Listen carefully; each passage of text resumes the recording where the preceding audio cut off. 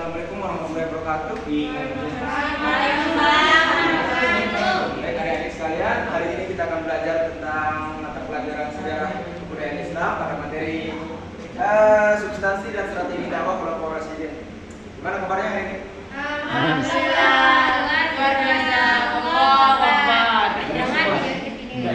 Siapa yang hadir hari ini?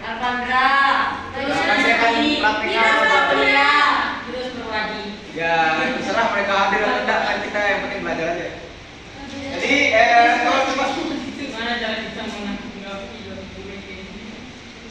yang penting masih bernafas. Yang penting ngomong. Jika tujuan pelajaran yang akan kita capai itu ada dua pada hari ini. Dengan bisa peserta didik diharapkan mampu mengkonsepkan proses dan menguraikan. Itu dua tujuan pembelajaran yang akan kita capai pada hari ini. Lalu apa materi yang kemarin minggu kemarin? Batu Mekah. Nah, Batu Mekah itu apa kira-kira? Pembebasan Kota Mekah. Oke, boleh. Jadi materi kita hari ini tentang kolaborasi din ya. Bagaimana apa saja kebijakan-kebijakan yang akan kebijakan-kebijakan yang diterapkan pada masa pemerintahan masing-masing khalifah. Nah, lanjut.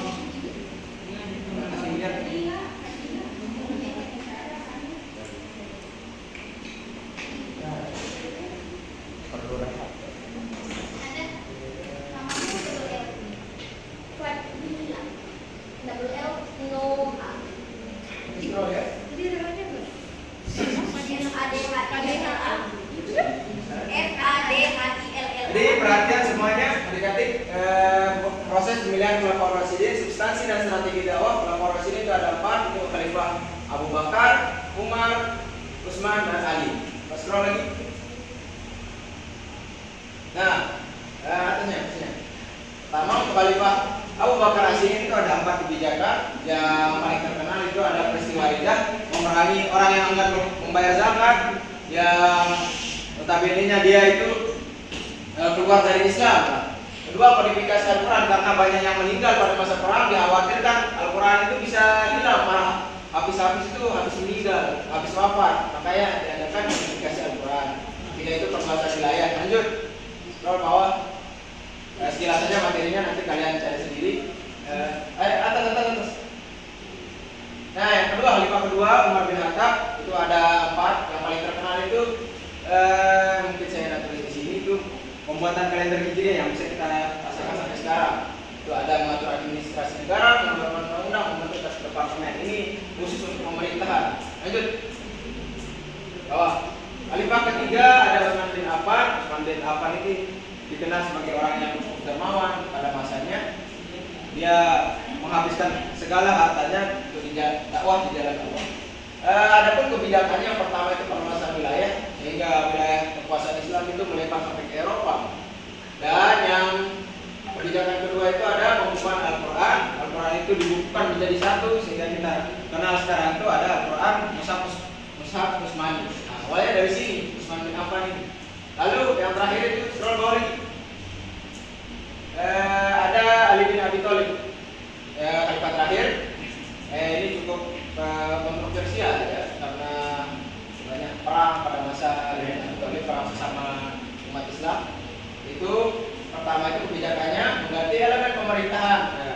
Pejabat-pejabat yang dirasa kurang cakap itu diganti semua. Pengembalian aset negara yang sebelumnya aset negara diberikan kepada orang-orang keluarga Utsman bin Affan itu ditarik lagi oleh si Ali bin Abi Thalib ini. Ya, mungkin itu untuk materinya. Lalu kalian membentuk kelompok sendiri yang beranggotakan 4 orang. Masing-masing kelompok itu ada 4 orang. Nah, tugasnya itu kalian itu mencari materi, topik-topik tentang 4 khalifah ini. Masing-masing orang itu mendapatkan 1 orang khalifah itu dicari. Nah, setelah itu karena ini menggunakan metode jigsaw. Nah, kemudian dari kelompok tersebut masing-masing orang yang mendapatkan materi, ada Abu Bakar, ada Utsman, ada Umar, ada Ali, itu Nah, dari setiap kelompok itu bergabung sesuai dengan materi yang didapatkan. Misalnya Abu Bakar sama Abu Bakar, Utsman sama Utsman, Umar sama Umar, Ali dan sama Ali. Setelah itu, setelah kalian mendiskusikan topik terkait dengan keempat kalimat ini, kalian kembali lagi itu ke kelompok yang utama tadi, yang anggota 4 orang itu. Nah, setelah kalian berhasil mendiskusikan segala macam, kemudian kalian bisa tuliskan apa yang kalian sudah dapatkan. Nah, dari satu kelompok itu kan 4 orang, dari Pak Abu Bakar, Umar, Utsman dan Ali. Kalian tuliskan dalam satu kertas ini. Setelah kalian tuliskan, mungkin satu kelompok saya akan minta maju ke depan untuk mempresentasikan langsung, kemudian kita diskusi dan saya jawab. Dan apa namanya?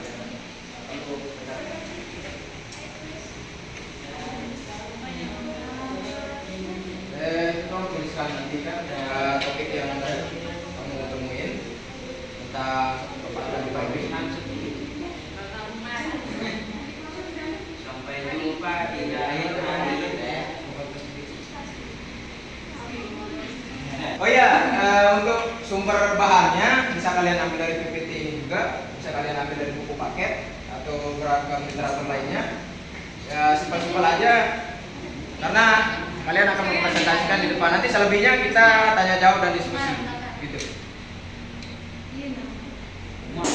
Jadi teman-teman, ini salah satu kelompok yang mempresentasikan hasil diskusinya tadi. Silakan kelompok 1. Jadi baik teman-teman semuanya, yang pertama itu ya strategi dakwah Abu Bakar As-Siddiq. Yang pertama ada peristiwa ridho. Banyak umat muslim yang masih menjalankan sholat tetapi tidak mau menunaikan zakat karena beranggapan bahwa meninggalnya Rasulullah SAW itu berarti menggugurkan kewajiban mereka untuk menunaikan zakat. Karena itu mereka menentang Abu Bakar. Yang kedua ada kodifikasi Al-Quran. Yang kedua itu munculnya perang Riddah menimbulkan banyak korban termasuk para penghafal Al-Quran. Jadi kenyataan ini sangat mengkhawatirkan dan merugikan. Oleh karena itu Umar bin Khattab mengusulkan kepada Abu Bakar untuk mengumpulkan tulisan-tulisan Al-Quran menjadi satu buku. Dan yang terakhir ada perluasan wilayah. Setelah menyelesaikan urusan perang dalam negeri, Abu Bakar berkonsentrasi merealisasikan cita-cita Rasulullah mengirimkan ekspedisi di perbatasan Syria di bawah pimpinan Usama. Selanjutnya kelompok 2 yaitu substansi dan strategi dakwah Umar bin Khattab. Yaitu yang pertama mengatur administrasi negara. Dengan mencontoh administrasi yang sudah berkembang di Persia, Umar bin Khattab mengatur pemerintah menjadi 8 provinsi: Mekah, Madinah, Syria, Jazirah, Basrah, Kufah, Palestina, dan Mesir. Asli. Ya. Strategi dakwah dari Utsman bin Affan yakni membukukan Al-Quran. Karena pada masa Utsman ini terjadi perselisihan mengenai cara baca Al-Quran.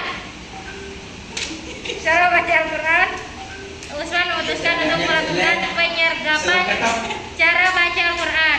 Cara baca inilah yang secara resmi dipakai oleh kaum muslimin.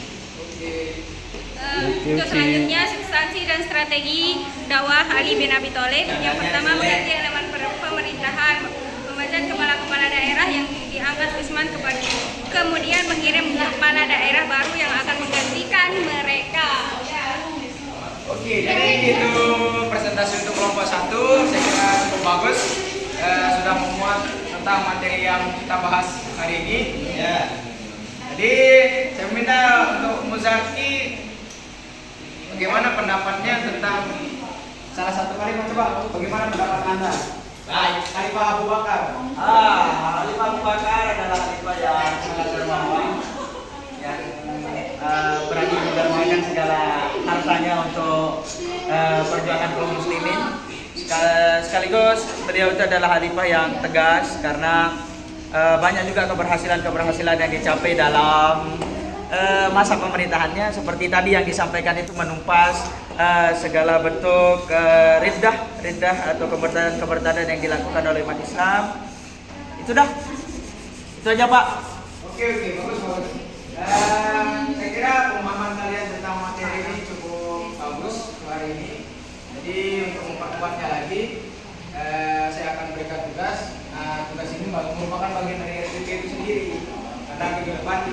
praktik membuat membuat majalah dinding. Langsung buat modul. Buat majalah dinding. Jadi kalian nanti. Oh iya. Jadi buat majalah dinding, mading bisa kalian. Jadi pemahaman kalian tentang materi itu kalian tuangkan di dalam mading itu besok. Jadi kalian lebih banyak lagi di rumah karena minggu depan kita akan praktek membuat mading. Mungkin sekian pembelajaran kita pada sore hari ini karena ini udah mau maghrib.